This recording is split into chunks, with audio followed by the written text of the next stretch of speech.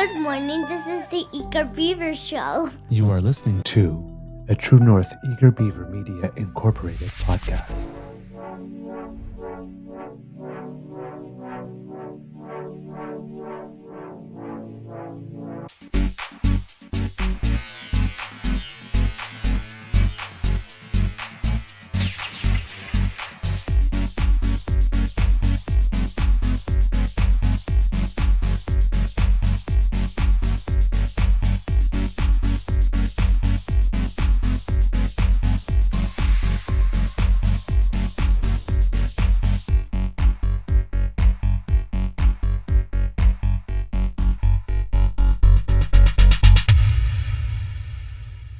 The True North Eager Beaver podcasts are proudly brought to you by our founding sponsors, the Misfit Mysteries from Corvid Moon Publishing, your source for science fiction, fantasy, and cozy mysteries featuring a broad diversity of characters, CanadianTarot.com, your uniquely Canadian online eclectic tarot community, and the Peppermaster, hot pepper sauces made from farm-fresh ingredients to thrill your taste buds and expand your mind.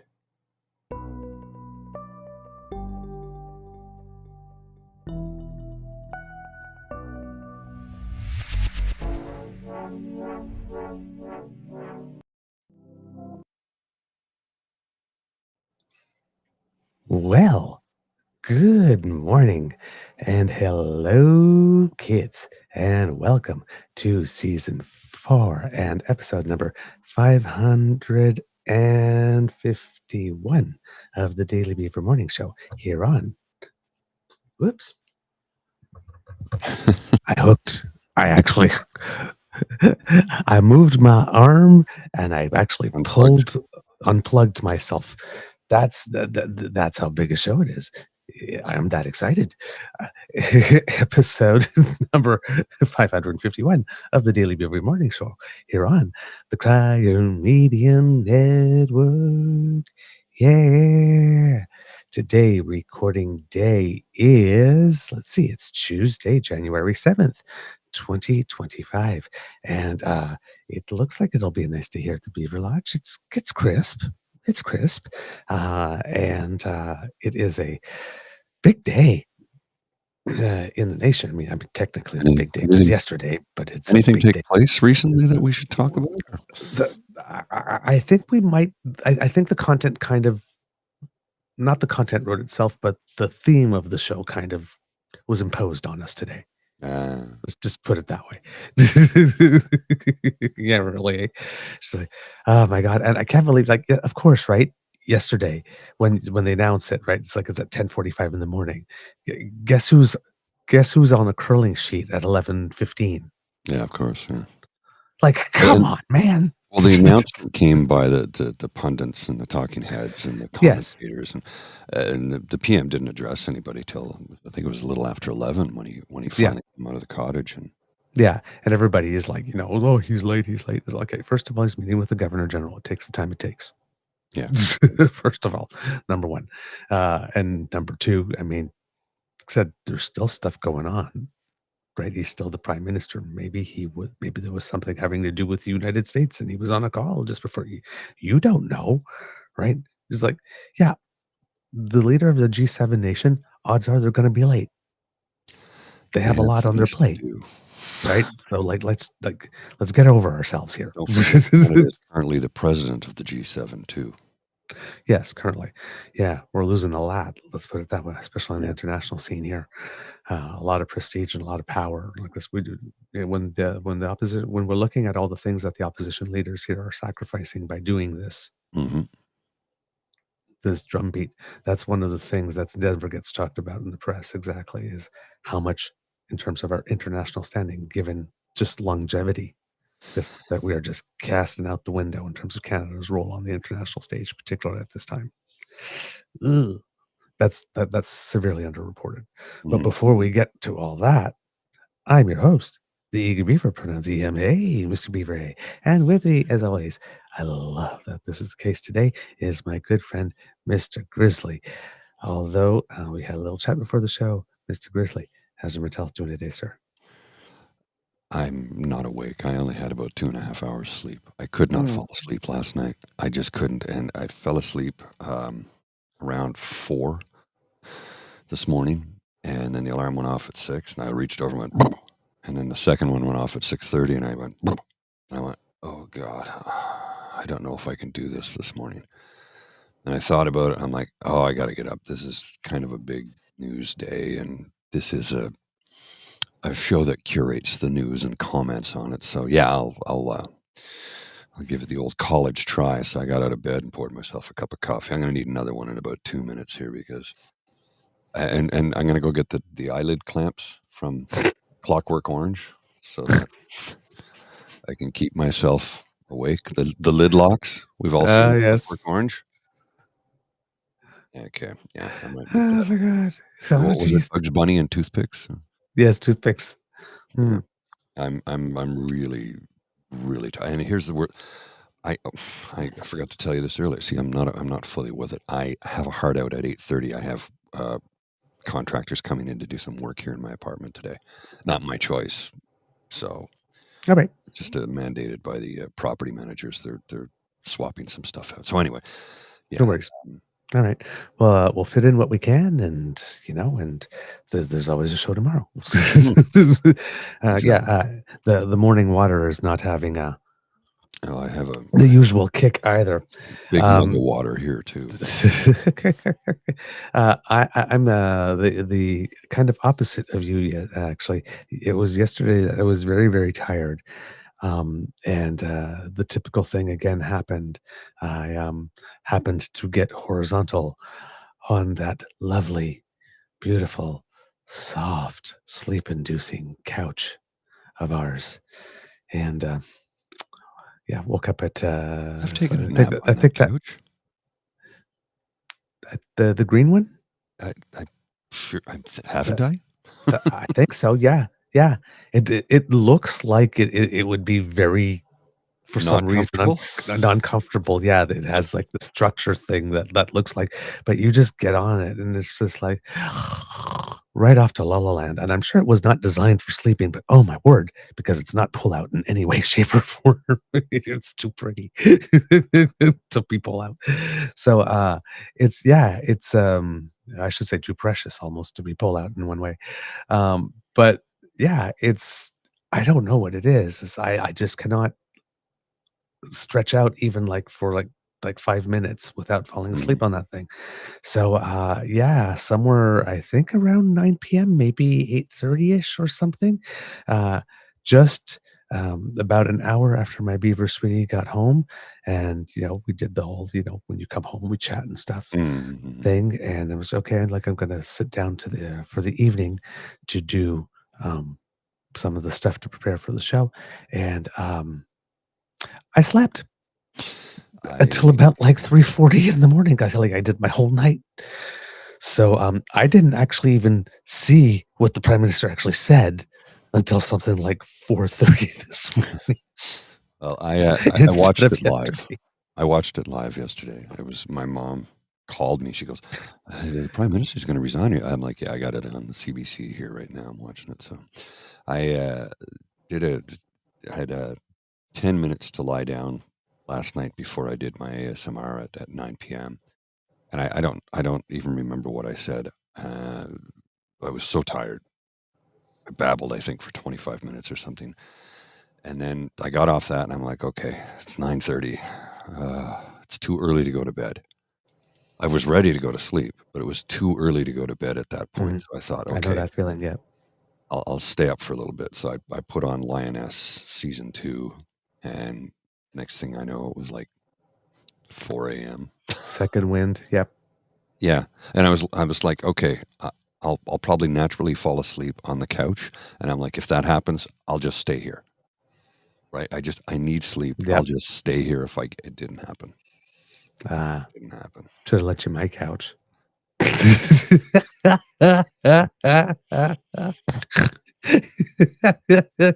Just saying. Where do we start today? I mean, I've got We've got lots of video lined up. Do you Okay. want to start with? Well, I have one important thing that you're not okay. aware of, though, that I have to start with very first. First of all, big thank you to our podcast founding sponsors, the Peppermaster, the Mystery Mysteries, and Quarter Moon Publishing. But CanadianTarot.com. CanadianTarot.com. Yes. Something arrived in the mail. It seems that I have received a Christmas package from Kit Elaine. By the way, this is our P.O. box office. Kit Elaine got a good chuckle that the Queen Beaver's postal office is on Princess. Yes, that's pretty good. But of course, darlings.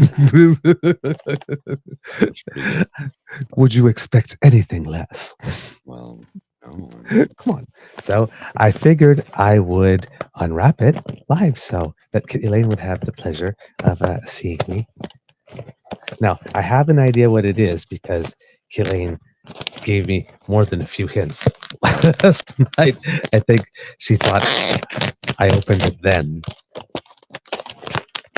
Hey, this is some unwrapping ASMR, by the way. Yes, it is. Just enjoy that for a bit.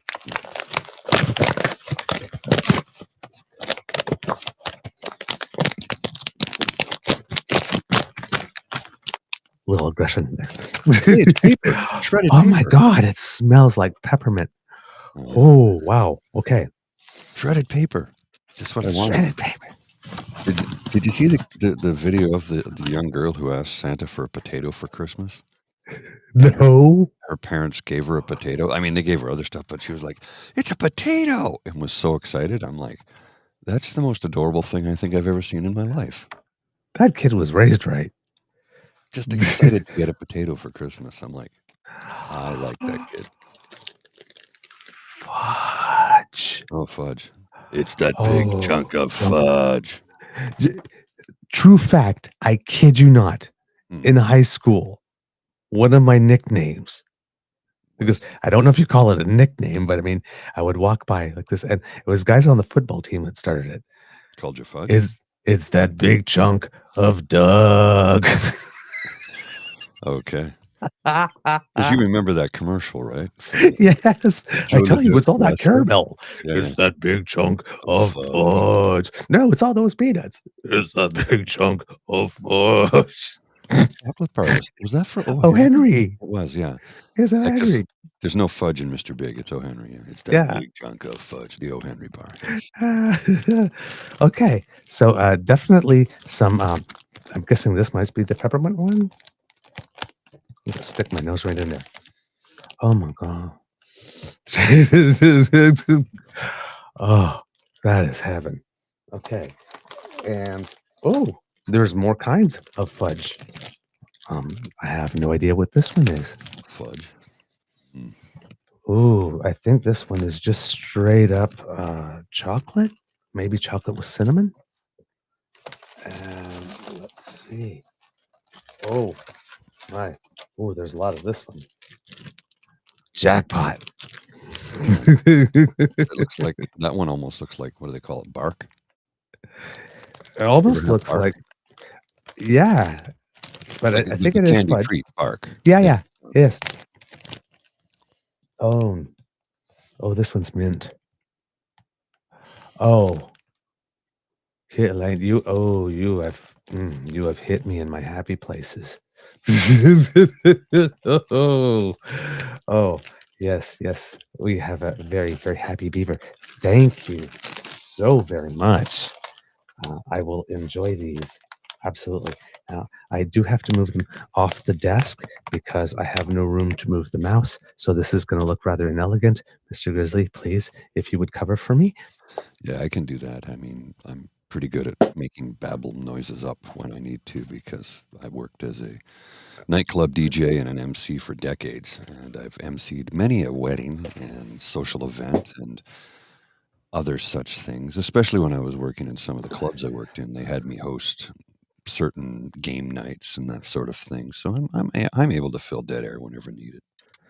Thank you so very much for providing an absolutely exciting and fascinating example of doing just that. You're very welcome. All right. We here at the True North Eager Beaver are professionals. Sometimes. All right. I don't know. See, All right. this is why I could never be a really, really serious politician. Because like everything is just funny or ironic, and I always have I can always think of the absolute worst thing to say in any circumstance, and it goes through my head while I'm trying to be serious, and then you sort of kind of see me smile. And I might be I don't think I should ever get into politics. Containing my anger is something that I need to work on.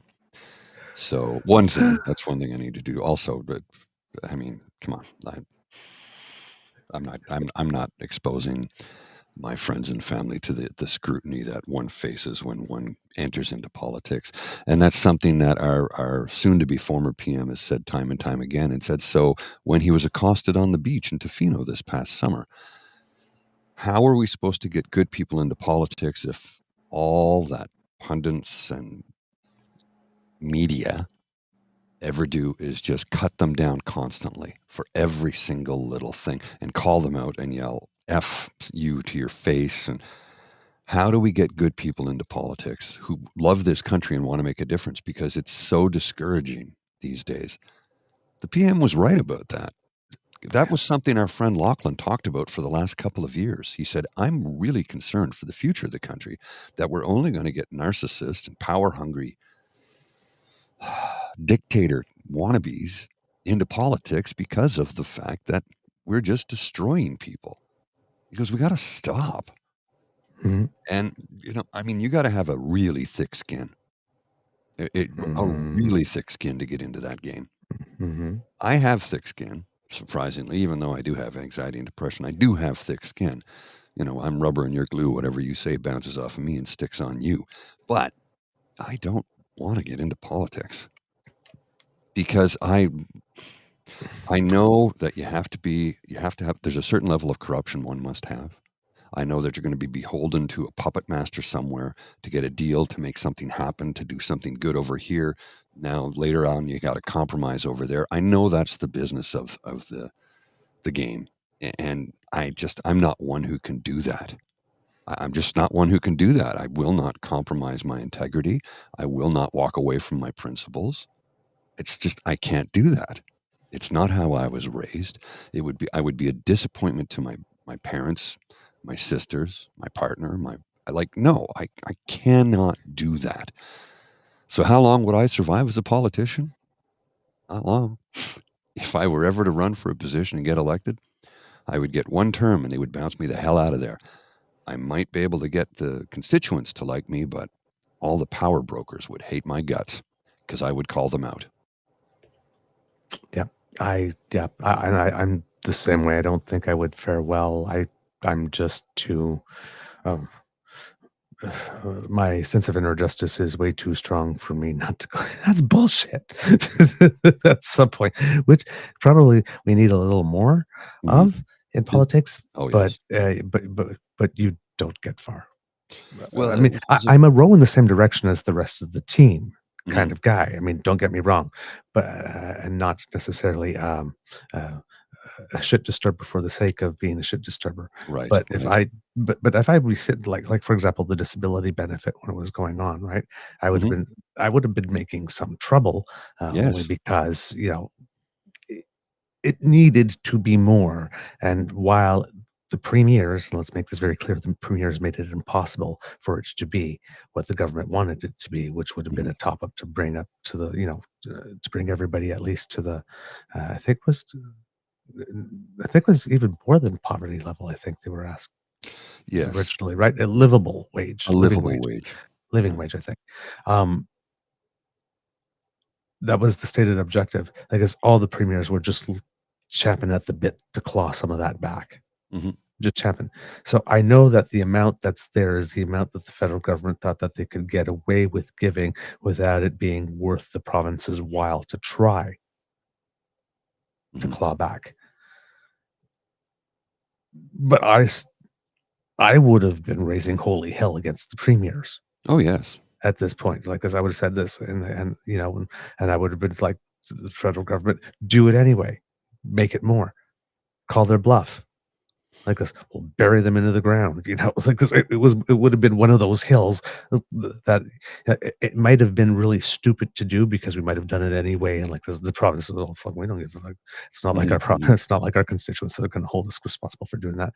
I guess so. It may have just been throwing money away, but there was just there might have been part of me that had got my back up. Something like that would have got my back up so much. I said, call their damn bluff, make them wear it, right? Well, and folks need to remember too, something Saucy said here. This is what we need: people who call things out and don't get scared of the rich assholes.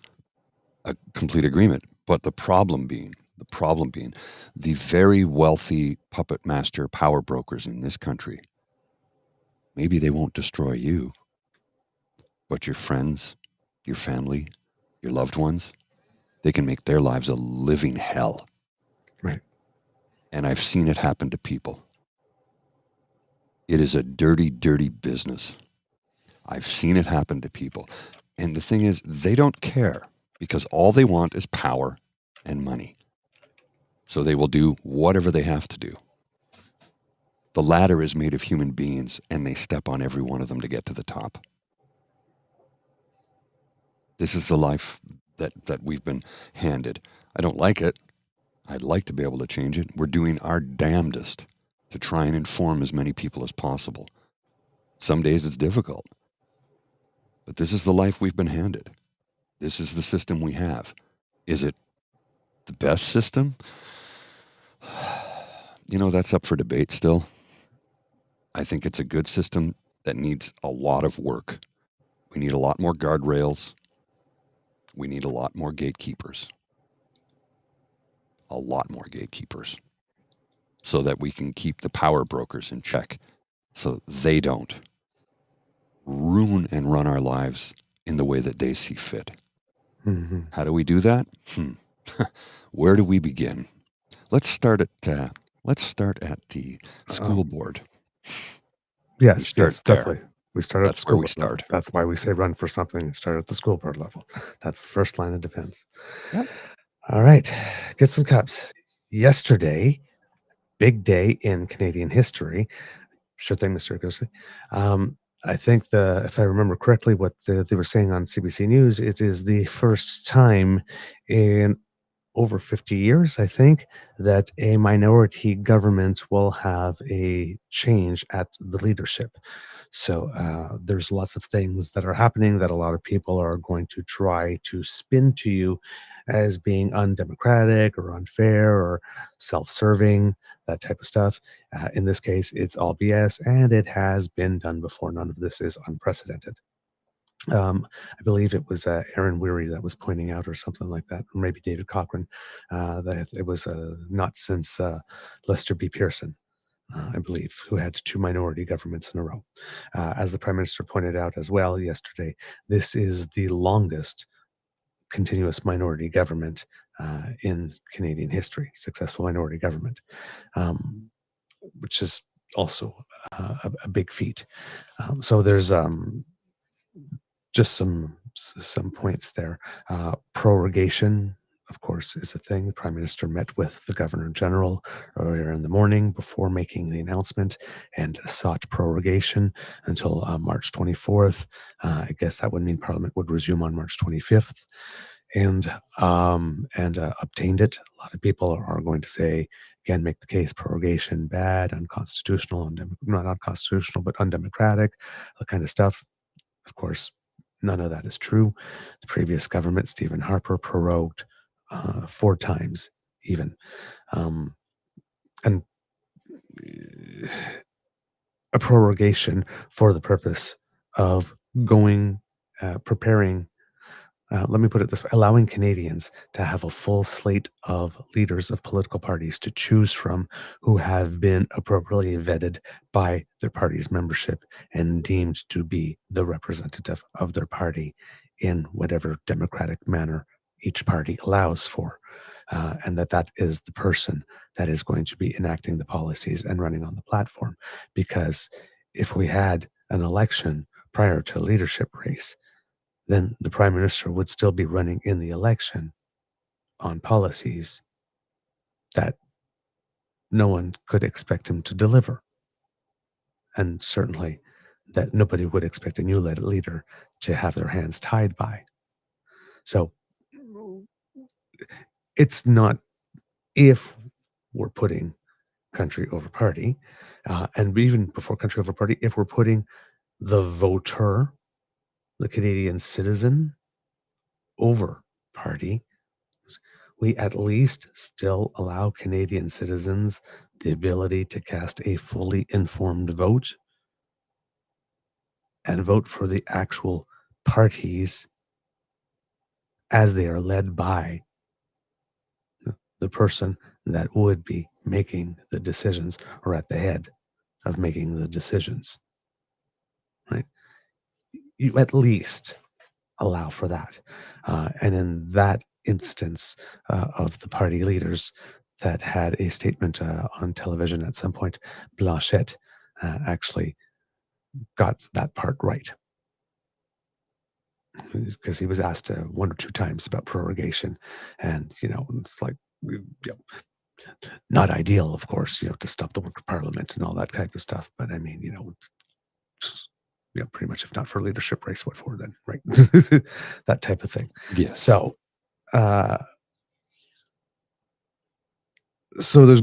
you're going to get a lot of talk about that. Oh, this is precedent setting. It's never been done before. And oh my God, what an affront to democracy. It's like, no, it's like, if it was an affront to democracy, it wouldn't be in there to use. Right. And unlike Harper, this is not a prorogation to allow time for the media cycle to go by so that you can come back and still be prime minister. No, this is so they can elect a new leader for the party because he's resigning. This is different. It's materially different here. Because Harper's is also a legitimate use of prorogation according to the rules. Mm-hmm. Oh, yes. I guess Parliament gets a little too heated.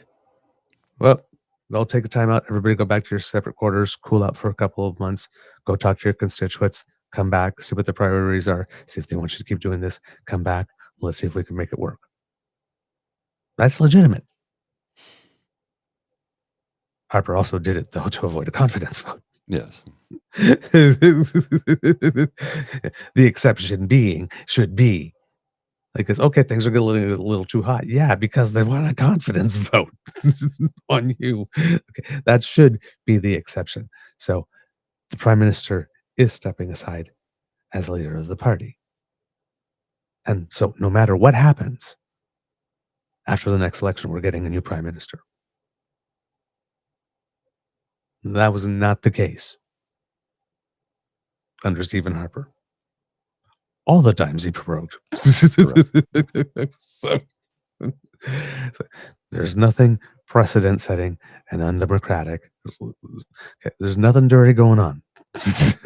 Right? It's like, this is if we're doing the yay civics part, there's a reason why the Westminster parliamentary system is one of the most successful and long-standing parliamentary systems in the world, is because there's a very clean answer on process for pretty much everything. Right? I said, oh my God, if he steps down, he said, well, of course he's still prime minister. Because, yes, he could step down now and have an interim leader if they wanted to, but he's still prime minister. And when you get another one, it's like, Canada's in chaos. It's like, Canada's not in chaos. The government of the day is still the government of the day. There's a prime minister. And when there's a leadership change, there will still be a prime minister, because the governor general's role, one of them, is to ensure continuity of government.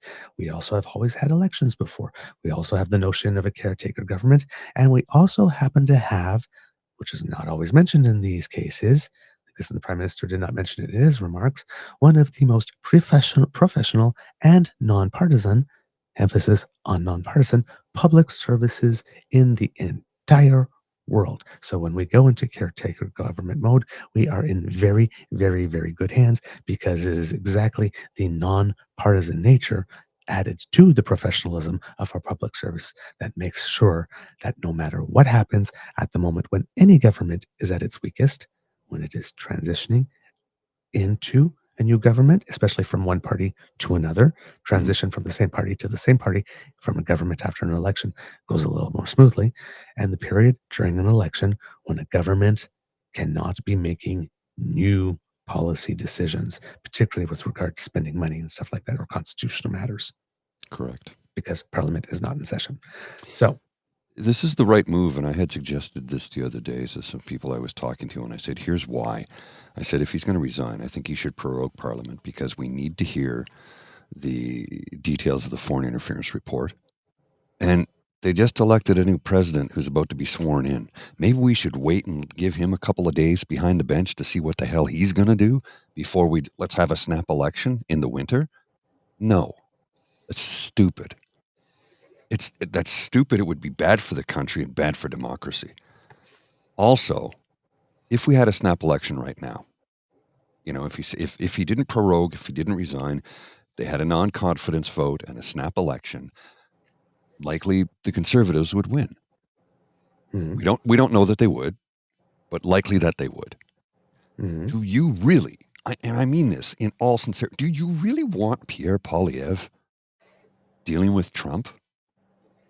He said Canada won't be the 51st state, but he's also said he wouldn't touch abortion, but his backbenchers sure as hell will. He was just on a show with Jordan Peterson that we talked about the other day that was sponsored by Preborn, some American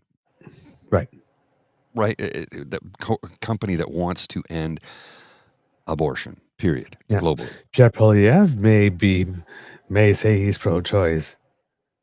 But the sponsors of the show he was on aren't. They're not. Well, and in the sequence I watched, who are you speaking to? Somebody showed me a commercial because I didn't watch the whole thing because I can't stomach those two for more than 5 minutes at a time. There was an ad in the middle of it from the Preborn, whatever the hell the company is, and they bragged.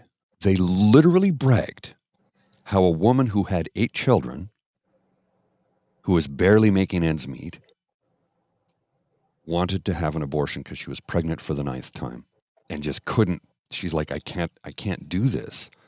Physically, I can't. Emotionally, I can't. Financially, I can't. We don't have the money. We're not going to be. And they proudly bragged how they talked her out of the abortion to have a 9th child. And all they're like, we got another one. I'm like, you just brought an unwanted child into this world that is probably going to have a miserable existence because the family doesn't have the money. See, you're going to make sure that they have the child, but you're going to do nothing to support them. Yep, and the entire mood of the family changes at some point. And they bragged about it. They bragged about destroying somebody's life. That's what they don't even see. Because that's going to affect the mother, the father, and all the 8 children. It's another mouth to feed. And now mom has less time for the other kids because she has an infant. What the fuck is wrong with these people? Another person making a choice about how they live their lives is their choice. Yeah. There was part of that U.S. campaign when Tim Walz said, mind your own business. Mm-hmm. And I've said this on the show often enough, right?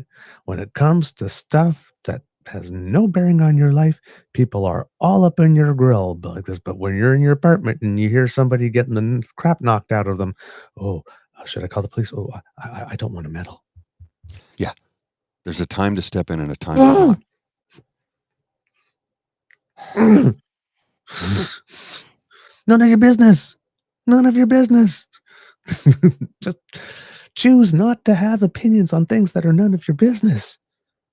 Yeah. That is an option. What do you think about that? I don't. It doesn't affect me in any way. I don't think about it. I have no opinion. Having an opinion on this serves me in no way, shape, or form. That is an option. Before having an opinion on something, ask yourself, do you actually need one? Yeah. Very helpful. Trust me. Saves me a lot of trouble. All right. So we have the Prime Minister who has made the announcement that he is stepping aside, prorogation until March 24th. we have what he said. We have the clip of that. We'll show that to you. There's some question and answer afterwards that he handled pretty well. I would say, except for the last two questions, however, I was like, there were other avenues you could take there, and some of them I've actually kind of mentioned in what I've been talking about before, just in the past couple of minutes here. But overall, pretty good. Um, you can tell that there was a heaviness. There's two moments right before he Certainly. starts, and one moment where I think when he's asked one particular question, where there's a pause and a sigh. There's another moment, I believe, when he is talking about when he's asked directly about Christopher Freeland, um, His where address, there's a the way he addressed that, I thought was very appropriate, magnanimous, kind. It was the right way. He did it the right way. yes, He really did. and but I can when it happens, we'll play it like this, and we'll stop the video there because there's in the job that I used to do, Mhm. right, I had to be able to put myself in the shoes of the person that would see it as it was intended, and then in the shoes of the most dishonest and ill-motived and ill-intended person possible, and then spaces in between. So there's a way for what was said there, Right. like this, because you saw it as magnanimous or whatnot. Those I exact did. same words to be as somebody shivving someone in the side. Mm. All right, so we'll see. I haven't heard that interpretation, but I'm waiting for it because Oh, you'll that probably. one could be a time release one in this case. But we'll get to that part too. But you'll see that in that moment there is a firmness about the prime minister has that every now and then. If you notice like this, it's just a slight change, a slight modulation in his inflection and in the crispness of his words that lets you know that, and the way he sometimes purses his lips when he Mhm. finishes answering a question, that lets you know that that is all you're going to get from him on this. And there was a little bit of that in there, which would seem to indicate that there's definitely a little more Oh, of to course the there is. Of course story. there is. But I But think at some point he says private conversations are private conversations or yes, something to that effect, and I agree with him. There are some yep, things that are not necessarily meant for public consumption. Now, I saw the Yves-François Blanchette's address, and he was who he is, but mhm, I don't think he was vicious or acidic. nope, I think he called it as he saw it. I yep, didn't think it was, he was fine. I don't know if I know Elizabeth May released a statement. I didn't mhm, see her make one. yes, Jagmeet's statement is, ugh. ugh, right. And Pierre's as well, and we'll get to those leaders hopefully again today, um, because if not in the next show. But the, the thing with the prime minister here is, um, there's another point as well, when they're asking him about something where he's talking about his desire to be in the fight. Mhm, And you can actually hear some trembling and some emotion a bit mhm, in his voice if you're paying attention. Um, and we're at a stage now that, like you said, this move has a lot of things in it, right? It allows for a leadership race to happen. Now, it's going to happen a little faster because normally, according to the party's constitution, the executive has 27 days to meet within the period of a prime minister stepping down. And they've already said that they will be having a meeting this week in order to set the rules and whatnot. And then usually the candidates in a leadership race have about until 90 days before the day of voting to get all the paperwork in. Don't know if that process is going to be shortened. You probably don't want to shorten that process as much as possible. That might limit the number of candidates because there might be the party executives determines what the admission fee and the number of memberships you have to have signed are, and given that there will be a constrained amount of time for the lead up for that, the levels at which those are set could probably affect the potential pool of candidates. So we're going to have to look at that, but that's already underway. That's happening. The Prime Minister placed a call to the president of the party. That part of it is happening. So the leadership race technically is underway. It's not officially underway until the party executive gets together, sets the terms, and declares it open. But that process has been officially started. So this is happening.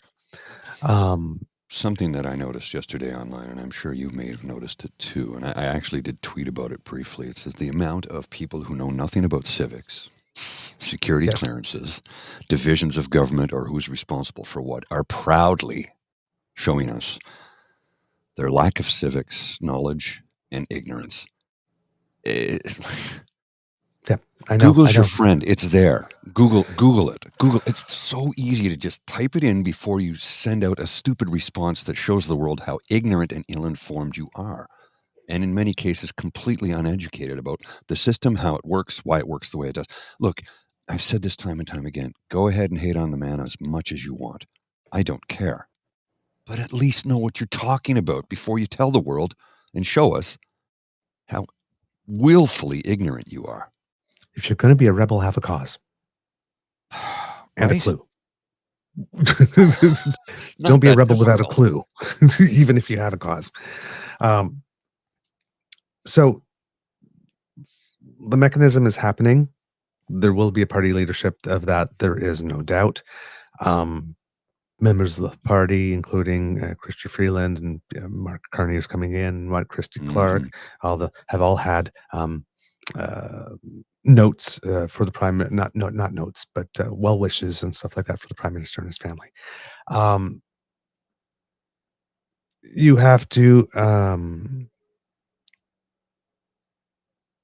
understand that this is not a sending off a la Thomas Mulcair or a sending off, when it was time for Harper to go. Harper, or the way they got rid of Scheer or O'Toole, let's say, Conservatives. This is, we really like you, and you did a lot for us, but it's like you're, people want something different. Simple as that.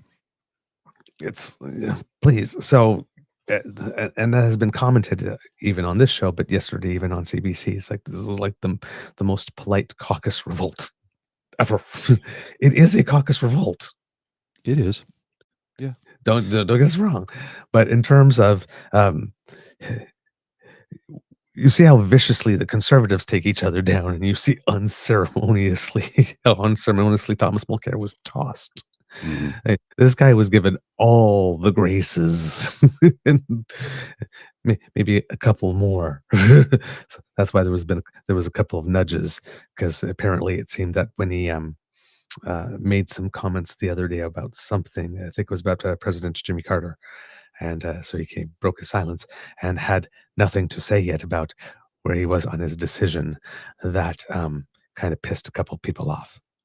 Well, why would he announce? I mean, no, he wouldn't announce it then. I understand that, like this, but well, that's because it's called class, taste, and tact. You don't. I know. You don't make it about you when it's about somebody else. When you get to the Nervous Nelly stage, it's like, okay, this is the first. He's like, because he canceled all his year-end interviews because there would have been an opportunity to talk about it then, right? Had he stood for his year-end interviews, he would have been asked the question. He would have had to have an answer. So a lot of them were like, oh, no, he didn't. And then, so, yes, it seemed that was okay. It was like, honey, you need to move this along now. Moment kind of came. So before making his announcement, some kids talked about it as well. There's sort of like a poetic moment that's sort of a bit of symbolic, but somebody comes out and puts the speech on the podium. The podium. And the lectern, the podium. the lectern, the podium, and there was a little bit of wind that just blew it blew away, some of the yeah. pages away. It's You just ever hear like of a paperweight? like, but isn't that exactly like it? Oh yeah. Right? Just it wasn't like this big gust, but just blew them away. You know, it's not the teleprompters and all that kind of stuff. So Well, there was no problem there. But I'm like, it's the Canadian Prime Minister doing something in January in the midst of winter. Maybe a hockey puck as a paperweight would be symbolic and functional. Maybe potato. A potato. Maybe you should have asked for potato for Christmas. Well, at this point, maybe a frozen cow puck. Ooh. That's how they started to play hockey, remember? Indeed. And a frozen cow puck, you know what that is? It's a pile of cow shit. Yes. Yep, indeed. I'm going to go fill my mug with coffee. This is water. The coffee I just brewed, so I'll be right back. All right. So, yeah. So we're not in chaos, right? We're not in chaos. It's a bumpier ride, of course. So we have the Prime Minister will be the Prime Minister until the leadership race gives us a new leader. And that person will be Prime Minister for whatever short time there is. They will have to, I'm guessing that there would have to be a new session of Parliament. In this case, which would mean a new throne speech, which was a matter of confidence. And the opposition leaders are saying that, well, regardless of who the leader is, regardless of what it is they propose, the Bloc leader was asked point blank, if somebody comes up to you and says, well, some of those things that you wanted, yeah, it's like, Trudeau didn't get like this, but we're willing to act on that. He basically said, we're beyond that. And so Blanchet. So Blanchet has that, like you said, Blanchet is who he is. He has that little haughty thing. Yeah. Yeah, I don't. But it's not malicious. It's just sort of like he has just like he does like, I am going to tell you how things work in Quebec. Yes, and listen. If we have an opportunity like this, we'll play some of his answer on this, because you can see in his answer he is ready to go now, because there's one answer where he's just got the full list of all the things like this that didn't work for Quebec in terms of this government, and in terms of what Quebec has been saying, asylum seekers and secularism and all that kind of stuff. If you're on that side of the political fence, they are legitimate issues, and he has some legitimate points for people who subscribe to that philosophy, that political ideology, or those political leanings like this. And he's not going far out of his way or making things up, or painting things in a dramatically like they were told no. Politician. I don't. This may come as a surprise when I say the following, but I actually do have some respect for the man. I think he does his job quite well, because his job is, represent the province of Quebec, even though he's not a premier. But if it's good for Quebec, he'll accept it. And it's usually good for Canada if it's good for Quebec, usually. Yeah. He's very good at representing his constituency. Yes, he is. Yes. And I respect that. He's very firm on his positions, whatnot. I could do with a little less racism. Agreed. But he's not flip-floppy. I could do with a lot less racism. Wishy-washy. But he's not wishy-washy. He's not one to just jump on whatever freight train is moving in the direction that the public is. He is steadfast in his belief. Yeah, and he doesn't take swipes just for the sake of swipes, and he does try to be constructive. Again, like I said, I respect that. I do. I have to, because he's not trying to tear everything down. He still is trying to be constructive. Yeah. Again, the racism part is really problematic. Like, dude. But and I'm not making an excuse for it. I'm not making an excuse for it. You have to look at the nuance of a human being and the nuance of a politician, and we all have nuance. Well, some of us I question. We all have a fatal flaw too. Yes. Right? And a blind spot. Mm-hmm. So there you go. Vim says it right there. He's smart and compassionate. Yes. Yeah. Yes, he is. From Elizabeth May Statement. This morning, Prime Minister Justin Trudeau finally admitted the inescapable conclusion that he had to step aside to make room for new leadership. The fact that the announcement could surprise no one is to admit the obvious. Over the last year, but particularly the last few weeks since December 16th, the decline in his support has been painful to watch, like a slow-motion train wreck. But the partisan and political moment should not distract from the basic human things that should be said. Justin Trudeau was never groomed to fill his father's shoes. As a young man, he did not seek out a future in politics. He decided to be a teacher. As the Liberal Party was not so far back following the 2011 election, the MP for Papineau was assigned the far rear corner of the chamber of centre block, sitting with me, the first Green MP, and the then small remnants of the bloc, with 4 MPs. I know how he struggled with the decision of whether to run for Liberal leader, weighing how it might impact his personal life. He was being recruited as someone who could rescue the Liberals. A majority win was not a likelihood. If anyone knew what it would mean for his children if he were to become PM as the child of a PM, Justin Trudeau knew. I have observed for many years how he has consistently prioritized his family's time and his children. To say public service is a sacrifice is to state the obvious. For that, and especially at a time when basic civility has eroded to where he could be attacked verbally and rudely in front of his youngest on a Christmas holiday, underscores how hard that public service has become.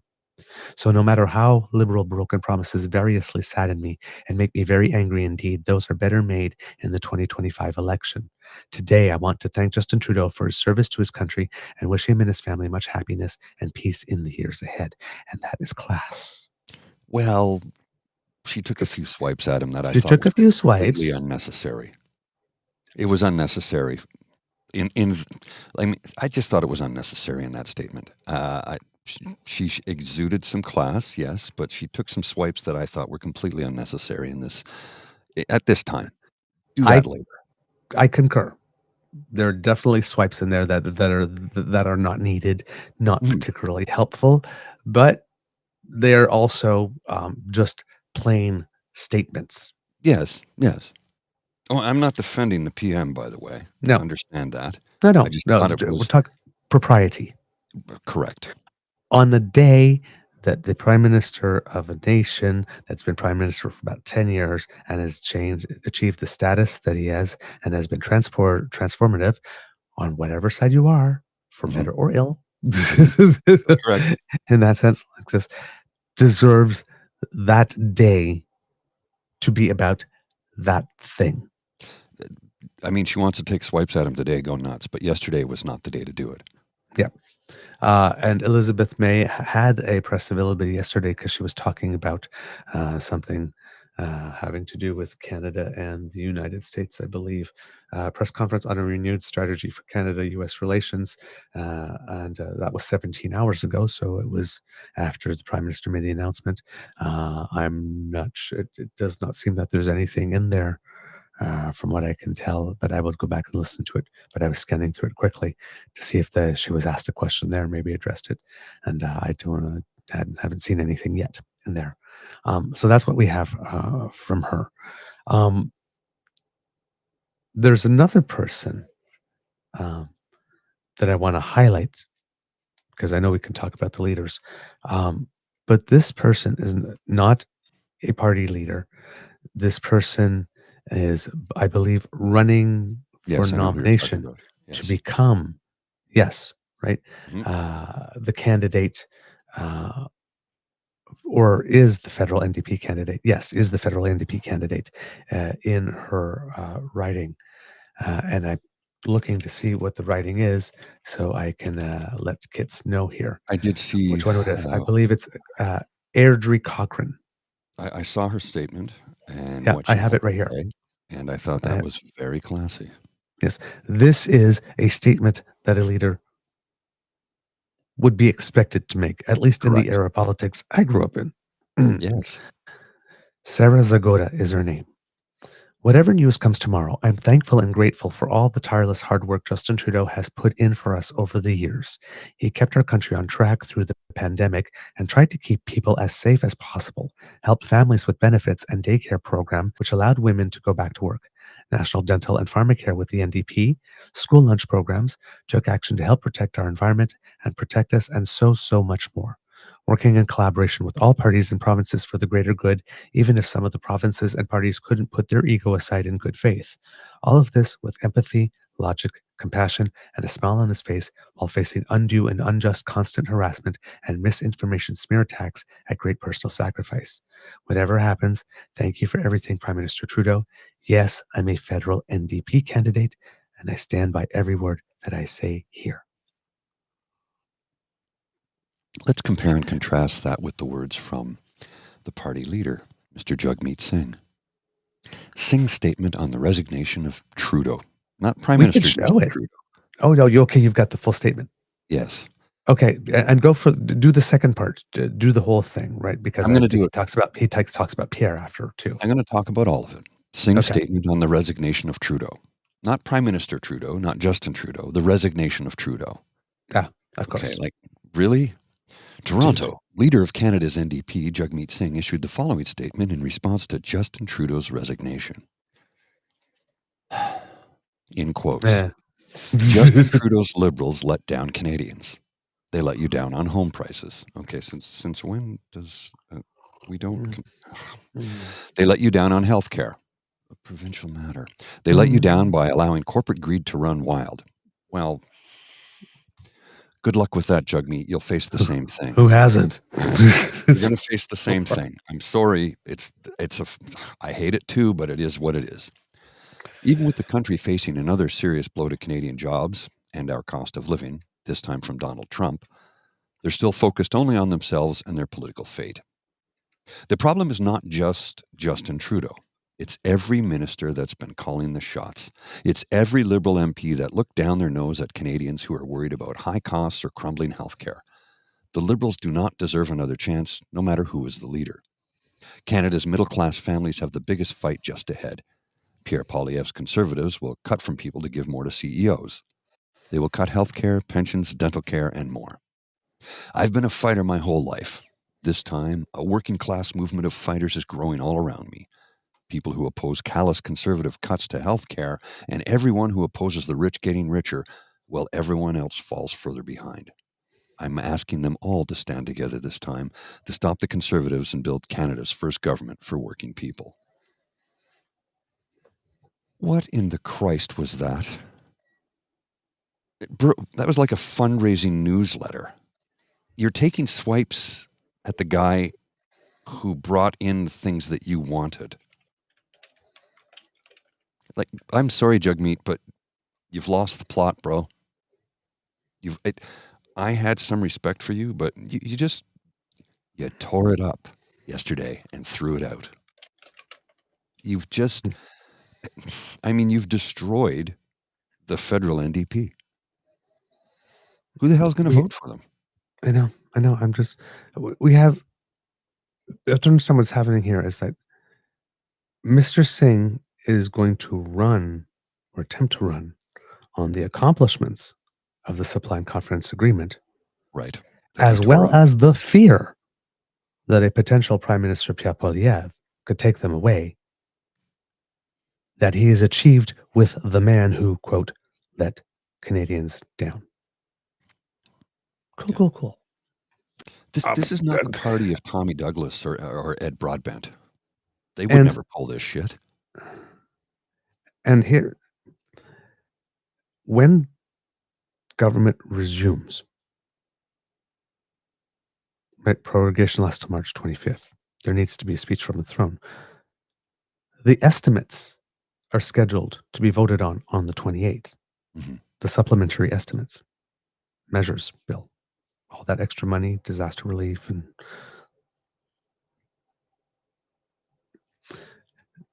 we're in January 2025. Mm-hmm. All the people that are registering, that are eligible for dental care in 2025. Because not a lot of them getting it yet. We're just January 7th. Yes. He's going to call an election in March. And that's the end of it. So it was never fucking about dental care now, was it? Clearly. For him. Pharmacare, I think, starts in April. Yes. Doesn't it? Yes. Scheduled. So it wasn't about the pharmacare either. Oh, clearly. Daycare might be a little trickier to get rid of officially because It's been there for a bit but now. but as we've seen in Ontario, certain provincial governments know how to starve it. As evidenced by what Doug Ford raised rents. drug fraud is doing. Oh, I mean, Doug Ford. Raised rents for daycares in government buildings. Yeah. To claw back the money that way. What an you get asshole. well now you're getting money now, so I guess. Rather than right? But you've seen it. You've seen it, right? So I mean, they can still kill it in other ways, but it would be but you can rely on the premiers for that, right? Or just stop adding new money into it, letting the system corrode from the inside out. So Jagmeet Singh again still does not want to give the man credit for absolutely everything, unlike this person running as the federal NDP candidate in Cochrane Airdrie has said. And he is claiming that he wants these things so bad, but will not, again, he as well will not consider anything the next Liberal leader has to say, doesn't even want to hear what's in the speech of the throne, is just going to vote the government down at the first opportunity. Dental care, pharmacare, supplementary estimates, measures, all of that be damned. Well, it was, you remember when and claiming that Parliament has been unproductive when he himself has done nothing whatsoever to lift the filibuster that the Conservatives are putting in place, except to pass that GST cut. Yeah. There's legislation that's going to die on the order paper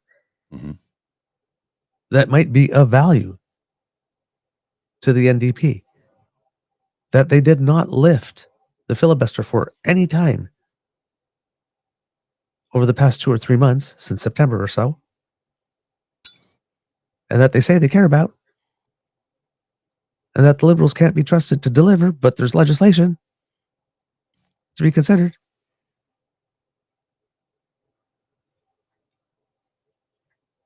That the guy who's letting you down is actually allowed to go through Parliament, just waited to be voted on. And he's got to let them die. But it's the other guy that has let you down. If you don't, and in that press conference as well, when asked questions, it's like, well, what about all these programs? Well, Canadians are going to be given a choice.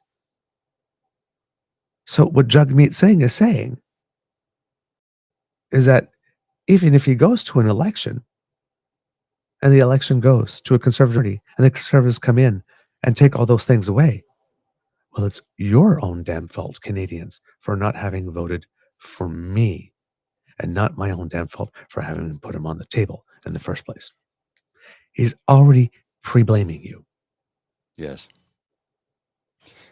I'm so disappointed. He's setting the table to walk away from accountability, just like he did last time, because when it came to bringing in daycare this time, he turned around and kept on saying, oh, Liberals always promise it, but they never deliver it. Liberals did deliver it with Ken Dryden. Yes, they did. As the minister.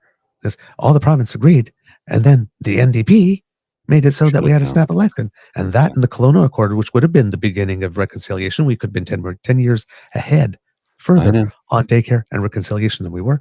That all went up in smoke. And now daycare could potentially go up in smoke again. And he's literally saying, well, Canadians have a choice.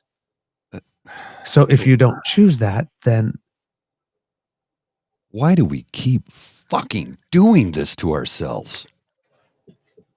Why do we keep electing people who do not have our best interests at heart? Why do we keep placing people in positions of power who will tear down everything that's been built? What happened to, hey, you know what? The foundation here, it's pretty good. Now, we didn't come up with it. The other guy did. But you know what? We can build on this and make it better. Instead of let's tear it down and start from scratch. That costs us so much money and doesn't advance anything. All it does is set us back 10 years, as evidenced by what you just said a second ago when it came to $10 a day daycare. We had it. And reconciliation. Yep. And reconciliation. Yeah, We Kelowna had it. Reports were in It that would have deal been too. done, buried in the past. We would have been moving forward, but no. They had to play politics with people's lives. Maybe all the boil water advisories would have been lifted by now had the Kelowna Accord passed when it did. No shit. I got to run shortly because I have some contractors coming in here, and I do want to get to this before I have to head out. I've got about 15 right? minutes. Yeah, I've got Pierre's video clip. For Okay. those who've not seen it, okay, it was a canned, pre-recorded response. Okay. Go ahead, Now sir. here's the thing. Mr. Singh did his from some type of room where there was he alone, but media were piped in somehow to ask questions. And we're not showing it to you today and the other clips today, but we will show them to you in the coming days.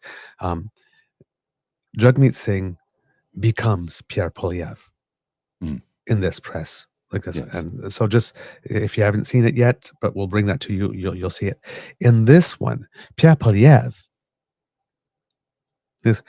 doesn't even deign to take our questions, media questions from the people on that day. It is pre-recorded, it is scripted, it is polished. I don't know how many takes he got to do this, but the thing that I want to point out here is the comment that I made on the show, I think yesterday, and I made on Laura Babcock's show. When Pierre speaks, when he's using the House of Commons or when he's speaking to the media, mainstream media, he is caustic in a way that is so anti-charismatic, right? Yes, but when he talks to his own people, there's a different one, right? Yes. So I want you to compare and contrast the Pierre Poilievre you see in this video to the apple muncher. Yeah, And here's the thing. It's still the same bullshit. Before I air this, understand something. This is the leader of the opposition, the loyal opposition, who flat out refuses to face the press. He releases a canned, pre-recorded response. On this day, historic because day. He's a coward. He's a coward. And people want this guy to be the prime minister? All right, let's watch this. Try not to vomit. Yeah.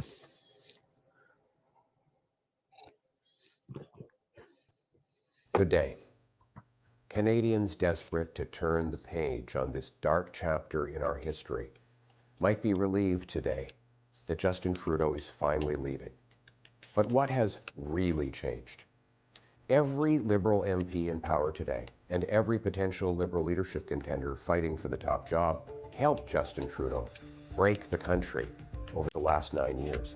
All Liberal politicians actively worked to pass into law the job-killing inflationary carbon tax, a tax that Carbon Tax Carney endorsed in his book. All supported a law quadrupling the tax over the next 5 years. All voted for or actively supported Trudeau's out-of-control spending, debt, and immigration. All passed Trudeau's housing policies that doubled the cost of homes. All Liberal politicians helped pass catch-and-release bail and house arrest for the most rampant reoffenders, policies that increased violent crime 50%, gun crime 116%, and hate crime by 250%. So given that Liberal MPs and leadership contenders unanimously supported everything Trudeau has done, why dump him now, right before an election? Have they had a change of heart? Is it because they feel guilty that they doubled housing costs, hiked taxes, unleashed crime, broke immigration, forced a quarter of the population into poverty? No. They continued supporting Trudeau when he did all of those things. No, their only objection is that he is no longer popular enough to win an election and keep them in power. They want to protect their pensions and paycheck by sweeping their hated leader under the rug months before an election to trick you and then do it all over again. Now, while leaderless Liberals focus on saving their jobs and fighting each other for power, the country spirals out of control, an out-of-control housing emergency, an out-of-control migrant crisis, an out-of-control $62 billion deficit, not to mention tariff threats from the United States. Oh, and another NDP Liberal carbon tax hike kicks in this April 1st. Everything's out of control. And now the government is out of control. This cannot go on. We need a carbon tax election now to choose between the NDP Liberal costly coalition that taxes your food, punishes your work, doubles your housing costs, and unleashes crime and drugs in your community, or common sense Conservatives who will axe the tax, build the homes, fix the budget, and stop the crime. Canadians can take back control of their lives and their country. Take back control of our border. Take back control of immigration. Take back control of spending, deficits, and inflation. Take back control of our streets by locking up criminals, banning drugs, treating addiction, and stopping gun smugglers. We'll cap spending, axe taxes, reward work, build homes, uphold family, stop crime, secure borders, rearm our forces, restore our freedom, and put Canada first. All with one mission: to bring home Canada's promise that every hardworking Canadian gets a powerful paycheck and pension that buys affordable food and homes on safe streets where all are united for the country we know and love. Canada first, Canada last, Canada always. Let's bring it home.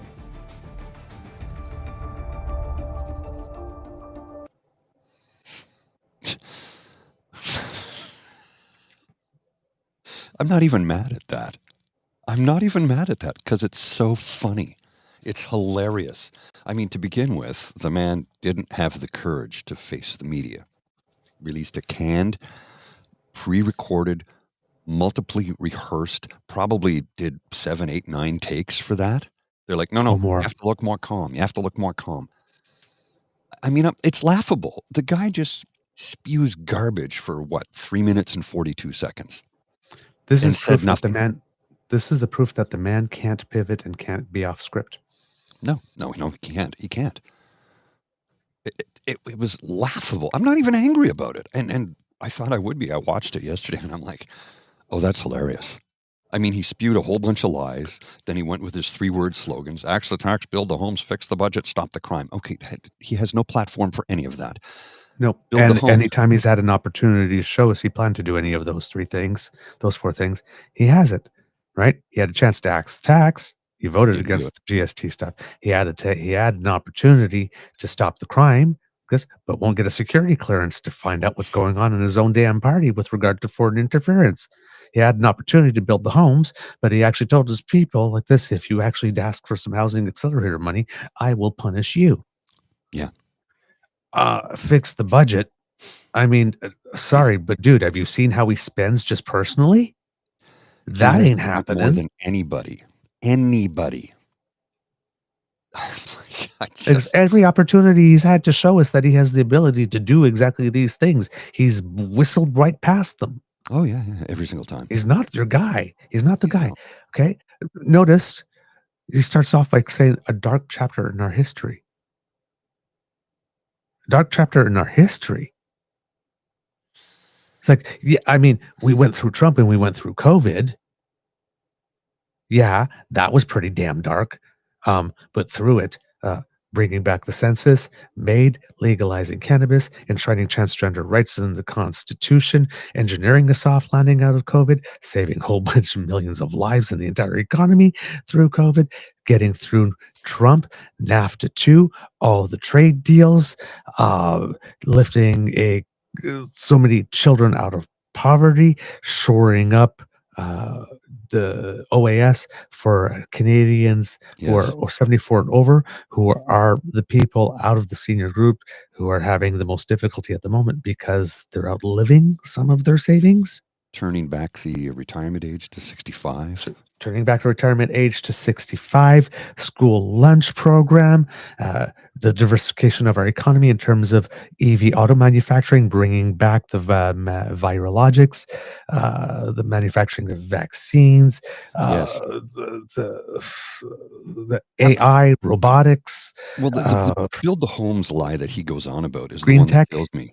His MPs went to Sean Fraser to ask for money for their constituents to build homes. And he said, you don't speak to other MPs. How is Poilievre going to make your life more affordable? He voted against a $15 minimum wage on multiple occasions. He voted against dental coverage for children and seniors. He voted against pharmacare for diabetics and birth control. He voted against $10 a day daycare, and he voted against expanded EI benefits. I posted that yesterday on the Facebook, and nobody challenged me because you know what I also posted? The link to his voting record. It's all there. And it only goes back to 2021. You can go back further if you like. Yeah. But from 2021 till now, his voting record is all there. Yeah. And he's voted no on everything. Yeah. So please tell me, how is this man going to make your life better? Because he told us just last week that those programs make the rich richer. Yep. So he's going to cut those programs. That won't make the rich richer. Yeah, but the poor are now poorer because you stomped down on them with your boot heel. Yep. And add to that, Syrian refugees, Ukrainian refugees, Senate reform, reconciliation, acting on child poverty. I think I mentioned that. And even though it's imperfect, at least the skeleton of a Canadian disability benefit that somebody can add on to. I mean, and I'm sure I missed a lot. And add to that, being the Prime Minister in his first election victory to get the second largest number of seats in Liberal history, taking them from third to the second largest majority they have ever had. There's like, come on. Because there is a record of achievement there. There was any of those things that people could have focused on yesterday to make some comments, right? So the lack of class. Oh, there's no class with that man. No, That is well, the not same only guy that he was man, in but high school. Mr. Singh as well, and Daniel yeah. Smith as well. Daniel Smith calling it selfish and what? Like, come on, dude. Like, I will defer Skybox Smith and Deadbeat Danny. I will defer to your deep expertise in anything having to do with being selfish. Thank you very much. Oh, and by the way, have you learned that tax cut that she promised, but then suddenly found other things that were more important to do with the money that she got in hot water with, and then promised was coming in, is all of a sudden not happening now? Again, now that she's had her leadership confirmed, again, another bait and switch from her. Yeah. Well, no wonder she's choosing that day to speak, to call the Prime Minister selfish while she's announcing that your tax cut's not coming. You know, so Daniel Smith was screaming online about how she's outraged that he's going to resign. You've been calling for him to resign. This one's hilarious. The real Andy Lee, who's been calling for his resignation for years, is now pissed that he's resigning. Right. No matter what the man does, they're going to hate him. When he does exactly what they want him to, they still hate him for it. And find resign. Not like that. Not now. These are deeply unhappy people who just love to hate. Yes. And people say, well, you love to hate on Poilievre. No, I don't. No, I don't love to hate on him. I hate that I wish we didn't have to. I wish we didn't have to. It's because he's a terrible human being who will make our lives worse. If you are a marginalized individual from a economic standpoint, if you are a member of the rainbow community, if you are a person of color, if you are female and want to have or not have children, he's going to punch down on all of them. You know who won't get harmed? Although I personally will, but guys who look just like me won't get harmed. I personally will because I'm not a moneyed individual. But guys who look like me won't get harmed. If they have money. The ones who are like me who don't have money, we're going to get harmed too. And the thing that nobody seems to understand is they're going to vote against their own best interest because they're so angry at Justin Trudeau. They're so angry at Justin Trudeau and they don't even know why. Because every single time I ask somebody, why do you hate him? Well, he destroyed our country. Okay, but please tell me, what did he do to destroy our country? Never do I get an answer to that. I keep on I'll get some stuff that comes up, but it's like, no, that's not correct. That's a lie. That's a falsehood. Yep. I keep on saying it's the fact that we skipped the step of we needed something similar to what Preston Manning did in terms of letting everybody vent with everything that had to do with how we handled the pandemic. But there needed to be a national one that was actually a serious process. Yes. Because we just skipped that. We just tried to move back to life as normal, and there was too much unresolved anger from all the stuff that happened, and now we're getting the backlash. We skipped a step We did. on the emotional IQ thing. That's my best assessment. Mr. Grizzly, I know you have a heart out because they're coming in for construction, and it is Yeah, I 8:30 need now. 2 minutes. Yeah. So I we gotta should run. do the extra. Okay. Yes. We will continue on this tomorrow, We will. Kits and Cubs. We will have clips of the Prime Minister, of Monsieur Blanchet, and of Mr. Singh speaking. And I'll look to see if there's any clip of Miss May, or maybe she will say something today, and we'll be able to have that for you. But that's the end of this episode of the Daily Beaver Morning Show. We hope that you love listening to us because we love making this for you. Remember, sharing is caring and word of mouth is priceless. And you have the mouths from which we want the words to come. So please tell your peeps and poops all about us. Now, if you're listening to us on our ears only version podcast, well, then you might not want to miss an episode. Well, hey, we can hook you up with that. If you're watching here and you can scan that QR code, that will bring you to our pod page. And if you're listening, well, that's podpage.com/the True North Eager Beaver, lowercase letters, hyphen between each one of those words. And if you go there and click subscribe, hey, boom. When we have something fresh off the bandwidth, it comes next to you. And as Mr. Grizzly explained yesterday, even if you don't use lowercase letters, you'll still find us. So there you go. Even easier. We like easy. Now, Kits and Cubs, if you would like to support us in other ways, then you need to make like Kit Elaine and surf yourself on down to the True North Eager Beaver Media Incorporated YouTube page. Now, I cannot promise you that there will be yummy mint and peppermint and chocolatey fudge waiting there for you like there was for me today. But hey, you never know. So go on down there, click our buttons, like, share, subscribe, and the algorithm will thank us for that. And that makes it so that we thank you. See how it all works. Everybody gets thanked. Now, if you'd like to help us in other ways, well, then maybe you would like to encourage us with a little financial offering. Maybe buy Mr. Grizzly a cup of coffee so that he can stay awake for the rest of the day. And you can do that by going to, well, hey, you were up early. I can empathize. Around noon or 1 o'clock, it's going to be hammering nails with your forehead. Well, and I have some nails to hammer today too. So if you scan that QR code, that will bring you to our coffee page.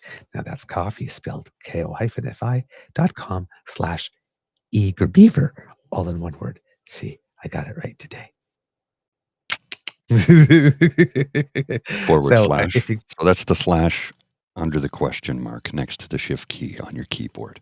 // So if you go there and choose to leave us a little something to say, add a beaver, add a grizzly, especially since, yesterday was such a big news day. You got through so much. We did get through so much. So, and there's a lot more to go through. The content that was produced is just, there's too much for one human to consume in one day. Let's just put it that way. Quick commentary on that. Somebody said to me the other day, so what happens if Pierre Poilievre becomes Prime Minister? And I go, we'll have so much content on a daily basis, we'll barely be able to keep up. So, yes. I mean, it's bad for the country, and it's going to be bad for you and I individually. Good for the show. Great for the show. Right. Yeah. So either way. We happen to be invested in a growth stock. So, wow. All right.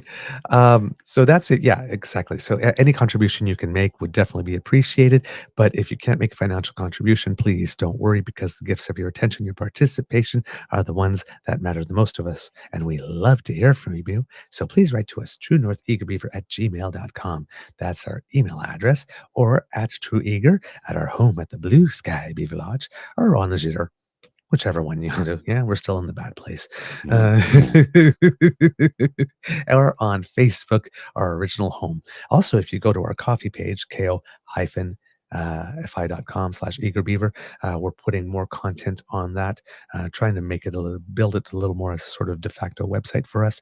So even if you're not contributing financially, go up there and become a member. We'll have polls there, and you'll find the rest of our sort of like True North Eager Beaver media offerings.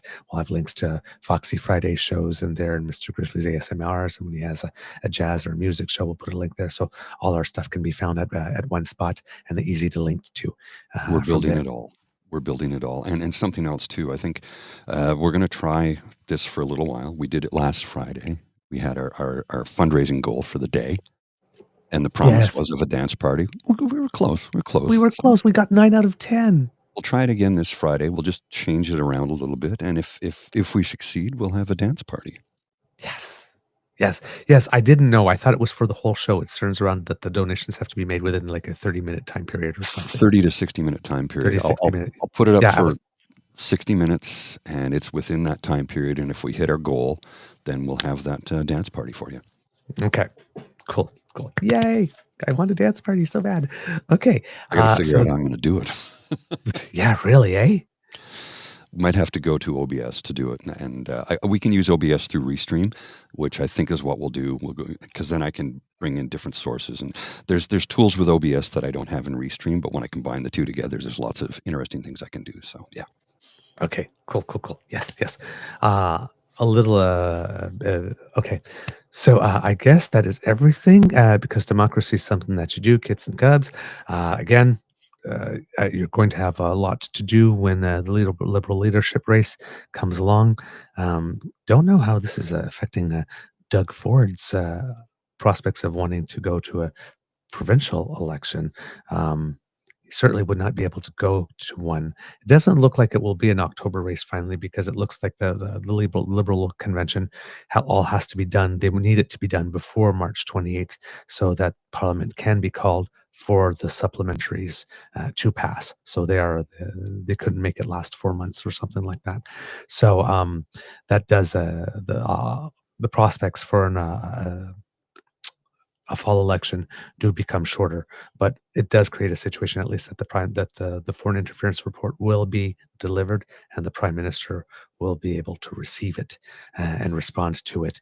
And maybe that will provoke the departure of the Conservative leader, and then maybe looking at 2 new leaders, maybe the NDP will decide, you know what, our current guy might not be the guy that we need to face these 2 new leaders. So who knows? We might have three new leaders before this is all over.